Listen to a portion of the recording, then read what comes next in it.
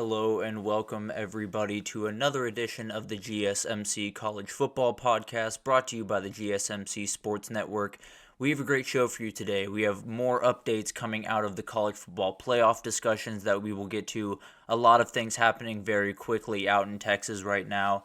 Then we're going to jump into some first-year quarterbacks. We have a lot of guys starting for their first year under center for their team, so we will get into expectations for all of those guys. Then we have a little bit of a sequel. We did break out defensive players a little bit before, probably about 2 weeks ago. We have part two for you today because there are so many names that have a chance to make big breakout seasons in 2024.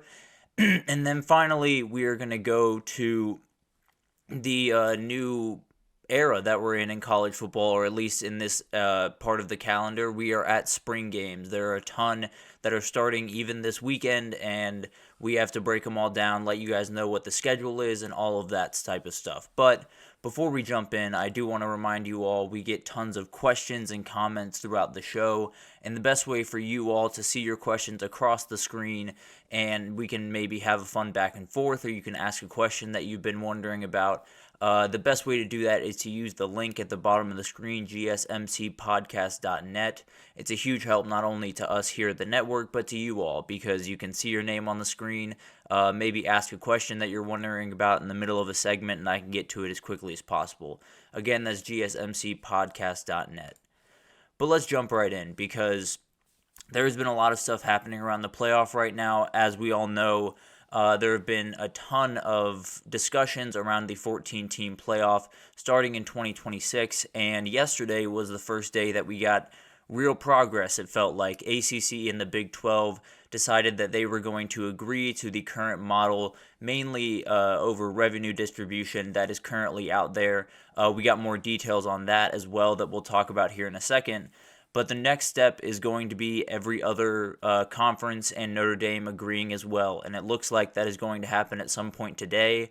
Not sure exactly what time they're going to meet. It said the deadline was midday today, so I'm sure sometime this morning they will be getting together, the 10 FBS conference commissioners and Notre Dame, to approve this new model, because a lot of them seem to be big fans of it behind closed doors, so it seems like it'll flow right through very smoothly. But let's get to the new details that came out about the money and about the revenue allocation. Ross Dellinger, again, has just been incredible with all of this. He released these numbers after the show yesterday, so I wanted to make sure we got to him today. One thing that we did know is the new deal with ESPN and the college football playoff is going to be 6 years, around $7.8 billion. And that's about $1.3 billion a year. Obviously, a remarkable amount of money to go around to everyone, but it is going to be allocated a little bit differently depending on the conference. So let's start with the big boys, the guys that have been kind of flexing their muscles throughout these last couple of weeks in these discussions. The Big 12 and the SEC, or the Big 10 and the SEC, will be getting 29% of the revenue each. So combined, that would be 58% of the entirety of the revenue, which is something that had been reported. But a little bit new detail to this is the ACC is looking to get 17.1%, while the Big 12 gets 14.7%. And I think I was trying to discern, the big reasoning behind this.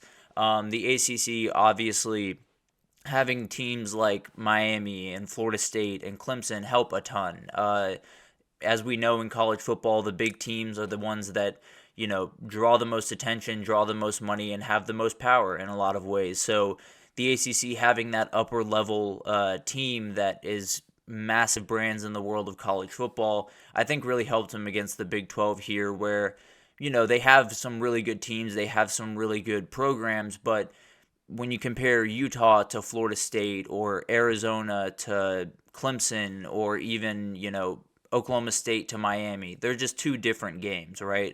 So the ACC was able to flex their muscles a little bit that way, and also might just help with their battle against Florida State, which we'll get to here in a second as well, because there's a lot of stuff happening there kind of as we speak, honestly. But the group of five seems to have gotten 9% of the overall revenue. Notre Dame all the way down at 1%, which is still a ton of money, I promise you that. And then there is a whole 0.2% left for Oregon State, Washington State, and UConn. If they were to be a part of the playoff, if they were to participate, that's how much they would get, which is a tough break among, a year of tough breaks for Oregon State and Washington State. But let's jump into what all of this means and why all of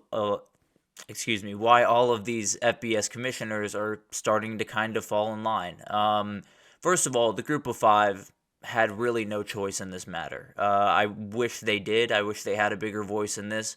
But at the end of the day, the group of five pretty much had to take what was ever put in front of them because it's the thing that keeps them alive. It's the thing that keeps the SEC and the Big Ten in the equation, in the same equation that you're in, instead of, taking their ball and playing elsewhere. And I think, as we all know, and have a lot of people around the country have been saying, the SEC and the Big Ten, if they walk away, the money dries up very quickly elsewhere, and it would start with the group of five teams. So this was a rather easy choice for them. This was all about just staying alive, staying afloat, and then you take it a day at a time from here forward, because the group of five obviously is going to be kind of gutted throughout this next, bout of conference realignment once the Florida State and ACC mess is figured out. But for the time being, the group of five is in on the playoff. They, have a seat at the table at the very least. So it's not their ideal scenario, I'm sure of that. But at the end of the day, right now it's about survival for pretty much everyone else other than the SEC and the Big Ten. So can't blame them at all for that.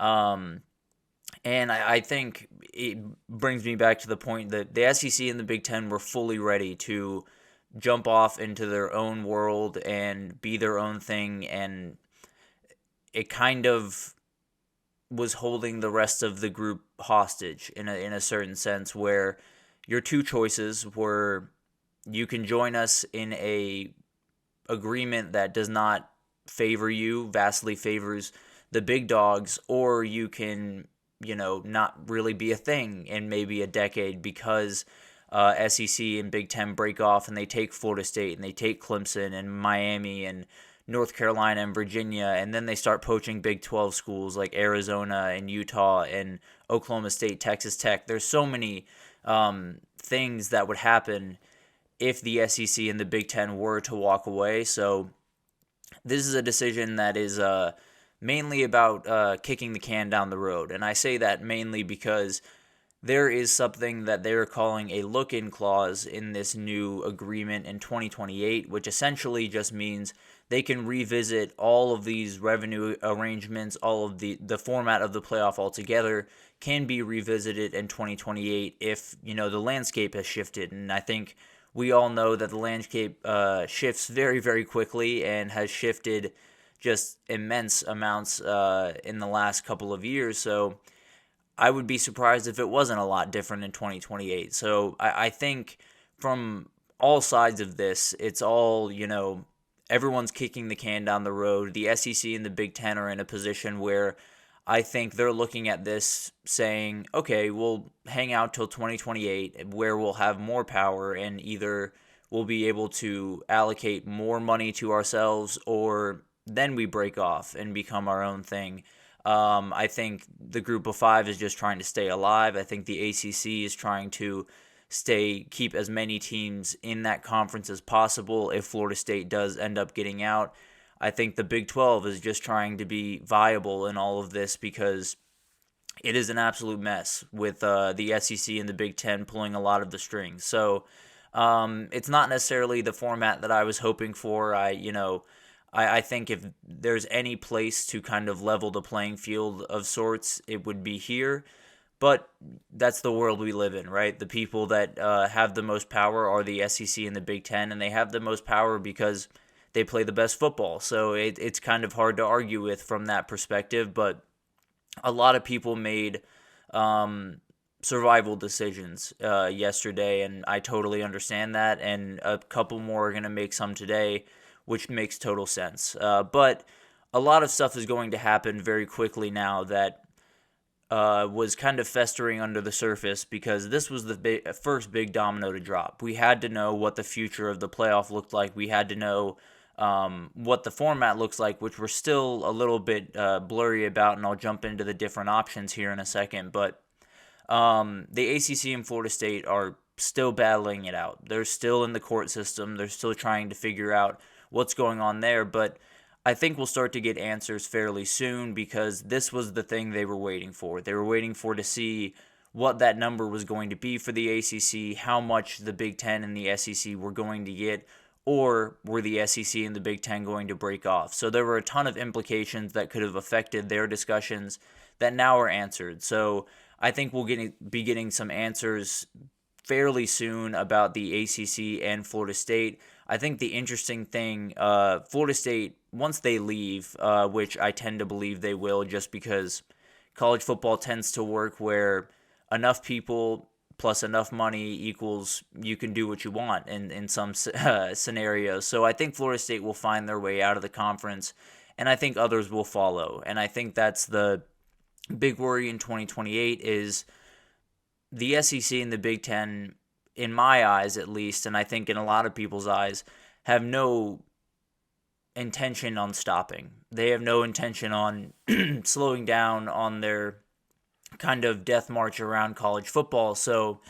I think there's a certain amount of worry that even if it's 14 teams right now and we have everyone involved for the time being, come 2028 we're going to have these same discussions, and they're going to be with a even more powerful SEC and Big Ten, and it's going to make things a little bit more complicated for the people below them, because the gap is only going to widen. So I guess that's a problem for 2028, I suppose. Hopefully they start talking about that earlier, because Greg Sankey, the SEC commissioner, has said multiple times throughout this entire thing that these are all things they should have been figuring out in 2021, 2, and 3, and not in 2024, when all of this stuff has to happen very, very quickly, because you have TV deals to figure out, you have revenue distribution to figure out, a million different things that some are new, some are not, but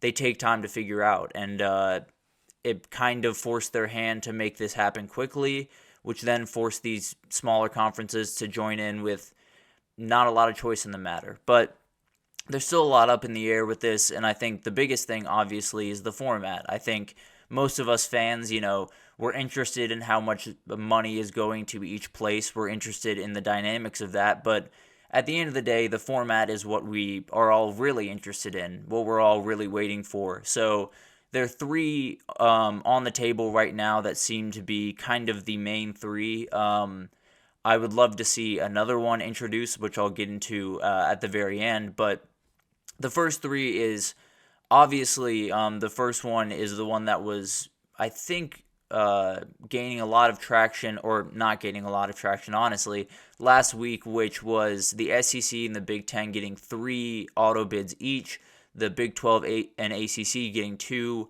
Group of 5 getting 1, and then 3 at-large bids. That one got tons of pushback, mostly because the SEC and the Big Ten wanted auto buys through the first round for their conference title champions, and the ACC and the Big 12 weren't having that. So I would be surprised if that's the one they go with, or at least if that's the one they go with that caveat of the SEC and the Big Ten champion getting that buy.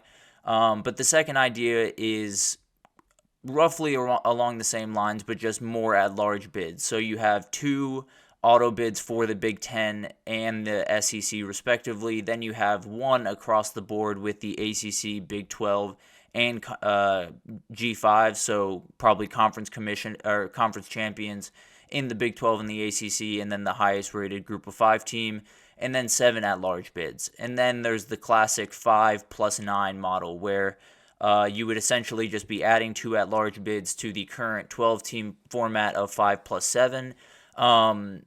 And to be totally honest, my personal choice would be all at-large bids. No auto bids for essentially anyone, because I think in a sport where you don't play a lot of cross-conference matchups, it's really hard to fully gauge what team is better than the other. And I think some type of, I don't even think we need a committee, but I suppose that's another conversation too. I think the BCS model would be a little bit better of figuring out the 14 teams that we actually want in the playoff and not make it a ton of auto bids. But at the end of the day, you want everyone involved, so I fully understand why that is part of the discussions and likely will be one of the decisions they get to. But I think this is one of those things that is a little bit bittersweet. You know, I'm happy to start to get to the end of this kind of saga and start to get some answers on what the short-term future looks like, at least. But at the end of the day, I've never been a big fan of the 14-team playoff. I don't necessarily love the 12-team. I was a big fan, a big advocate of possibly a 6-team, but at the end of the day, once the Pac-12 started to dissolve, I think that went out the window very quickly. So I fully understand where we're at. I think the 14 team will make a lot of fun games and a lot of really good atmospheres, but there is that worry that the interest in the everyday or every weekend Saturday in August or in September and October, November will be diminished a little bit, and that's the worry that I have, but you never know until it comes. So we'll get a little taste with the 12 team, and then the 14 team seems to be right around the corner, but we'll wait on the format. That is something that I'm sure will be out early next week, if not sometime this weekend. But for right now, that is the playoff update we have. Much more to come on that topic because although they are ironing out, the basics of the agreement, the format is going to be quite the battle, I'm sure. So I will definitely keep you updated with all of that information, but for now, we are going to take a short break, and when we come back, we're going to talk about some first-year starters at quarterback. There are a lot of guys taking their first reps under center, or at least becoming the guy throughout the entire offseason and into next season, and I want to break down all those guys and what to expect from them going into this season. So definitely stick around, and we will be right back.